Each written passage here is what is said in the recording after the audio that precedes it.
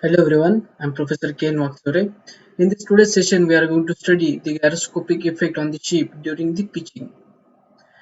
In the last session, we have studied the gyroscopic effect on the ship during its steering. See what happens when a rigid body rotates about its own axis. It tries to remain to rotate in the same plane. If we allow to change its plane of spinning, it creates some resistance. And because of when we allow to rotate this plane of spinning about the second axis, the whole body will rotate about this third axis. This is the gyroscopic effect. In this case, what happened? Due to the heavy tides, that that ship will move in the nose, or the bow end of the ship will move in the upward or in the downward direction, which is called as the pitching. And during pitching, what will be the effect on that gyroscope on that ship that we are going to study? In this case also, when this is the axis of spinning, that axis of spinning which pitch like this, and because of this, what will be the gyroscopic effect that we are going to study in this today's session? The objective of this session to study the gyroscopic effect on the ship during the pitching, and this knowledge which is helpful in the design and the control system of the ship. Okay, there are three axes that we need to consider: axis of spinning, axis of precession, and the axis of gyroscopic couple. And there are the three planes: axis of plane of spinning, plane of precession, and the plane of gyroscopic couple. Okay, now in the ship, there are the some notations that we need to consider. One is the bow, that means that front end of the ship, which is called as the bow, and tail is called as the stern. When we are looking from the stern end, and the left side of the ship, which is called as the port end, and right side is called as the starboard end. In case of ship, when the ship is taking the turn, which is called as the steering, when it's pitching about its, that means then nose. Okay, I'll just show you. When the bow end of that ship will move in the upward and downward direction, which is called as the pitching, and that this is the steering. Okay, and third one is the rolling in the, that means when the ship which roll about its own axis, which is longitudinal axis, which is called as the rolling. Now we are going to consider the three different axes. One is the axis of spinning, axis of precession, and the axis of gyroscopic couple. In this case, what happened? The ship is pitching, which is like this. That means which precessed about this axis. This is the axis of precession. This is the axis of precession. And the ultimate effect, which is the steering. Because of the pitching, steering takes place, which is about the vertical axis, which is the axis of gyroscopic couple. And the axis of spinning remains same in all the cases, which is along the horizontal axis. Okay. Now we are going to consider the equation of this torque acting on the ship during the pitching, and because of which that steering takes place. In this case, pitching means the up and down movement of this ship about the vertical plane. The transverse axis is called as the axis of precession, that axis which is perpendicular to this plane, vertical plane, which is called as the axis of pitching. Again, this pitching motion, which we assume this is the simple harmonic motion, and that is the motion of the axis of spin about the transverse axis is the simple harmonic. Now in this case, just try to understand that ship is pitching like this, which is up in the upward direction with the angle of phi, in the downward angle from the mean position, which is again the phi. This total angle is of 2 phi, 2 into phi. Now if we consider any one condition, that means any one particular position of this ship at an angle of theta, angular displacement of the axis of spin from the mean position after some time t, which of theta is equal to phi sin omega t. In this case, we have just considered the equation of the simple harmonic motion. In this case, that phi is the amplitude, that means maximum angular displacement from the mean position, which is of phi. Okay. Next, omega 1 is the angular velocity of the simple harmonic motion. That omega 1, how to calculate this omega 1? Omega 1 is equal to 2 pi upon time period of the in simple harmonic motion. How much is the time required to complete this rotation? That means one cycle, which is of the omega 1, which is of time period. That means time period to complete from this position to this position. Again, it will move from mean position. From mean position to again it move in the downward direction. I'll just show from mean position it will move in the upward direction. From upward direction again it moves to the downward direction. Again it moves to the its mean position. How much is the time required this total cycle, which is called as the time period TP? This omega 1 is equal to 2 pi upon TP. Using this we will get this omega 1. Okay, now the angular velocity of the precession, is equal to d theta by dt. This d theta by dt is equal to d of this equation that we need to put over here, phi into sine omega 1 t upon dt.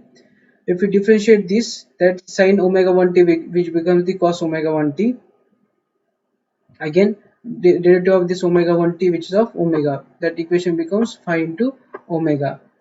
Okay, now for any particular interval of, that means for any theta, how much is the angular velocity that we want to find out, or angular velocity of precession that we want to find out. Okay, next, the velocity of the precession is maximum. That means we are interested to find out the maximum precessional velocity.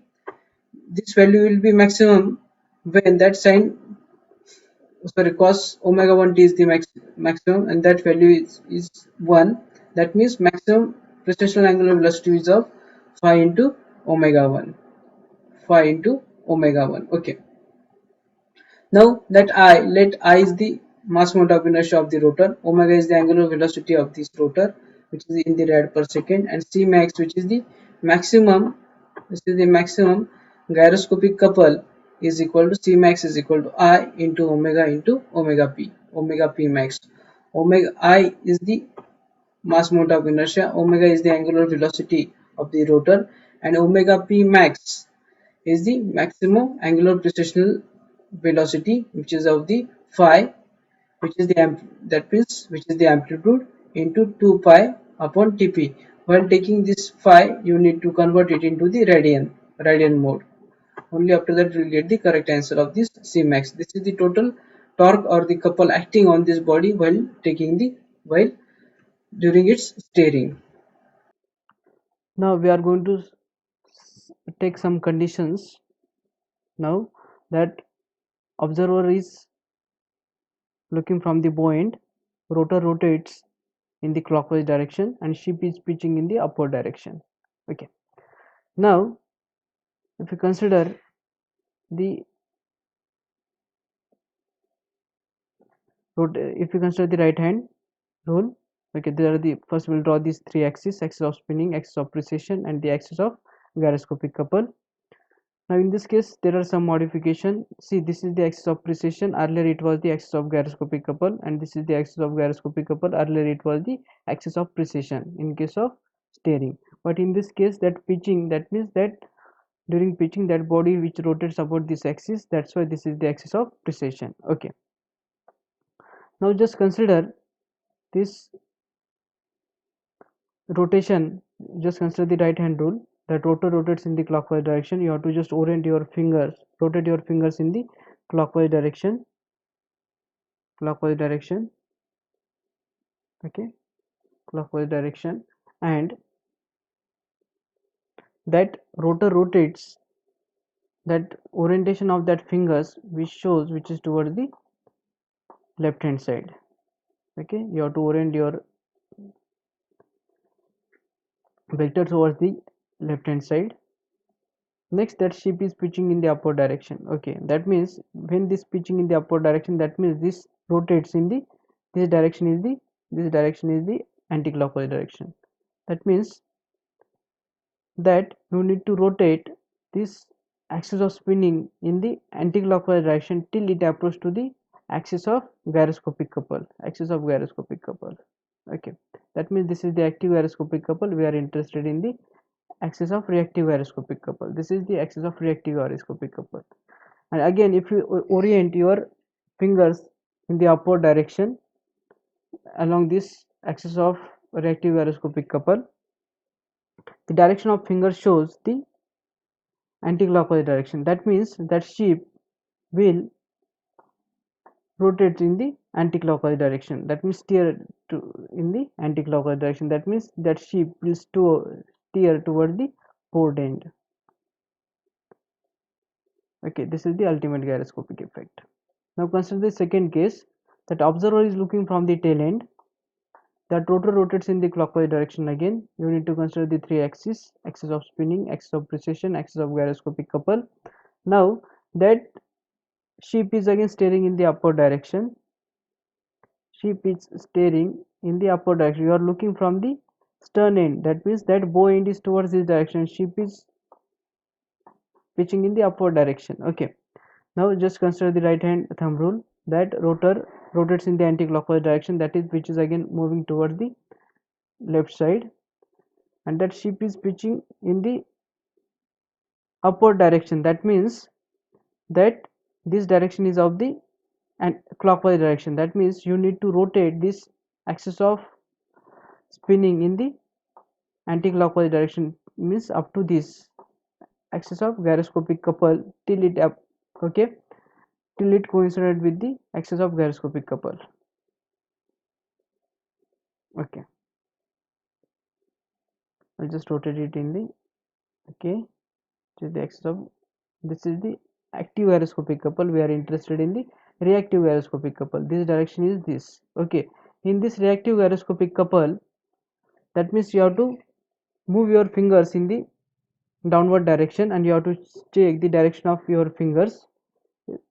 If you concentrate over here, that direction of your fingers which shows the clockwise direction. That means this clockwise direction. That means that ship will steer in this clockwise direction. That means that ship will steer towards the starboard end.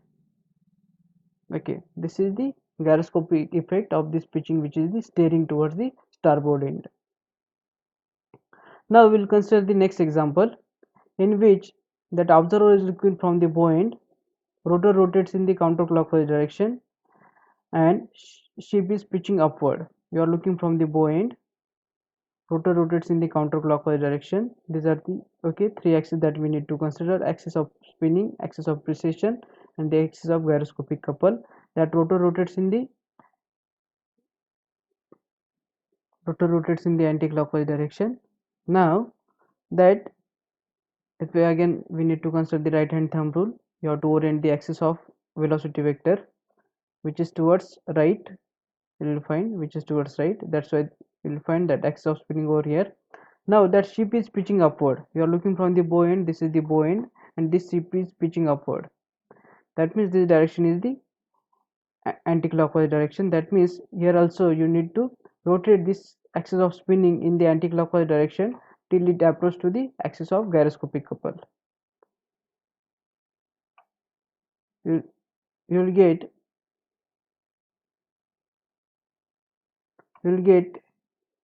axis of reactive gyroscopic couple, which is in the downward direction.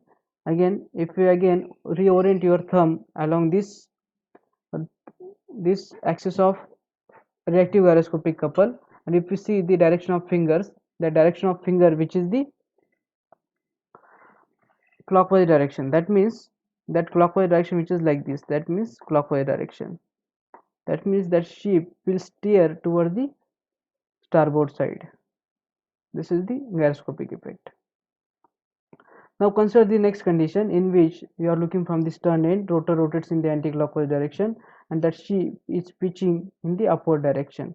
Again, that rotor rotates in the anti-clockwise direction. You need to consider this vector. You need to rotate your fingers in the anti-clockwise direction of your right hand, and just consider the orientation of this thumb, which is towards the right. Okay, now that ship is pitching upward. That means this direction is the clockwise. That means here you need to rotate that axis of spinning in the clockwise direction. You will find this direction is the clockwise, and that Yes, this is, you'll get, this is the active gyroscopic couple, but we are interested in the reactive gyroscopic couple. This is the reactive gyroscopic couple, and if you orient your right hand thumb in this above vertical axis, and if you see the direction of rotation of these fingers, that direction of rotation of fingers shows the anti-clockwise direction, which is the anti-clockwise direction, which is like this, anti-clockwise direction. That means the ship will rotate towards the port end. This is the ultimate gyroscopic effect. Now in the next condition, this is the last condition, in which you are looking from the stern end, rotor rotates in the counterclockwise direction. You need to consider the axis. Okay, again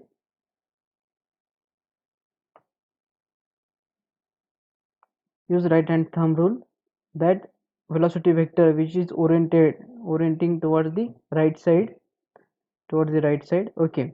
Now in this case, that ship is pitching in the downward direction. This is in the downward direction. That means this direction which is in the downward, that means this direction is the anti-clockwise direction. That means we have to rotate this axis of spinning in the anti-clockwise direction till it approach to the axis of gyroscopic couple. This is the axis of active gyroscopic couple, but we are interested in the reactive gyroscopic couple. This is the orientation. Again you have to orient this, and this, again you have to orient your right hand in the downward direction, thumb of your right hand in the downward direction. You have to consider the direction of rotation of your fingers. This shows the clockwise direction. That means this is the clockwise direction. I will just mark over here this clockwise direction. That means that ship will steer towards the starboard side. This is the ultimate effect of this pitching downward when rotor rotates in the clockwise direction. In this way, we have studied the gyroscopic effect on the ship when it pitching in the downward or in the upward direction. Again, we have studied its gyroscopic effect, as well as we have studied the that its formulation, how to find out the how much is the gyroscopic couple acting on this ship. With this, we are going to finish our session over here. Thank you very much for your patience listening. Thank you.